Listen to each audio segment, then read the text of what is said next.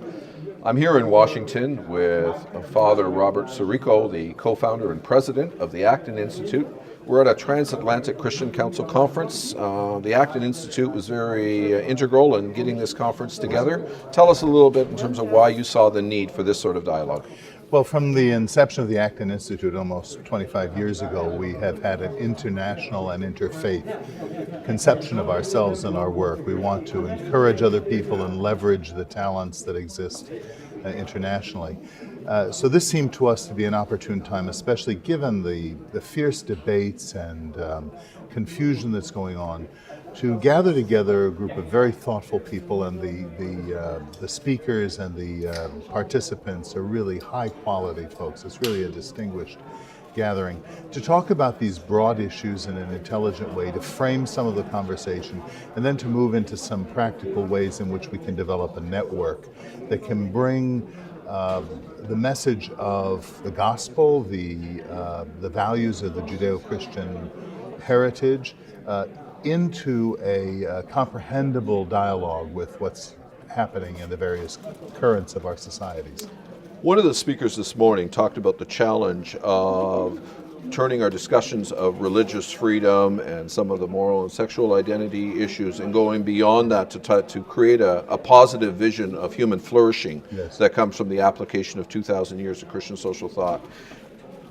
That's one thing in the West, which is a real challenge. Yes. It's quite another in a new globalized environment. You want to reflect a little bit on this moment as a moment either of challenge or opportunity in terms of bringing that forward? Well, I think it is both. I don't know if it's true that the Chinese character for crisis is also the one for opportunity.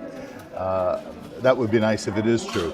But the point is that all challenges are opportunities. You know that in the market, we know that in the faith. And I think a lot of the confusion has to do with fundamental principles and really the rational way in which we can come at this. Very often, even believers and even people who would agree on certain cultural issues speak past each other, or they hone in on parts of a debate and make that as though it were the whole debate. I think the particular advantage that Christianity gives us is a common grammar that even transcends and formed our cultures, in point of fact, if we're speaking about Europe and the United States.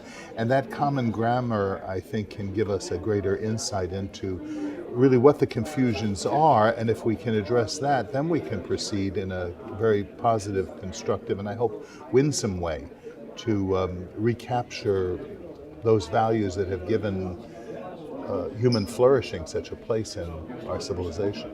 Well, on behalf of a think tank north of the border that is certainly appreciative of the opportunity to participate in this dialogue, thank you for organizing it, and thanks to the Acton Institute also for your good work, which we appreciate very much at Cardus. Thank you very much. We consider you our northern cousins, so thanks. Thank you.